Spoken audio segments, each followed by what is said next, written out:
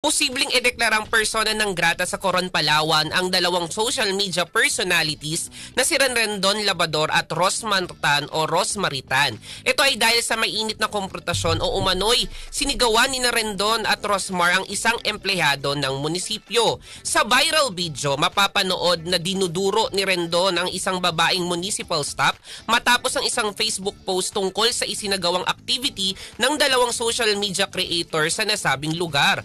Batay kasi sa FB post, ginamit lang daw ni Rendon at Rosmar ang mga residente ng Coron, Palawan para sa kanilang social media content. Pinatulong pa daw ang mga staff ng munisipyo pero hindi naman daw binigyan ng anumang tulong. Kaugnay nito, isa sa mga miyembro ng Sangguniang Bayan ng munisipalidad ay nag-post sa kanyang Facebook account ng isang panukalang resolusyon na hiyain sa kanilang na regular na sesyon na naglalayong ideklara si Rosmar at Rendon ng persona ng grata sa munisipalidad ng Coron.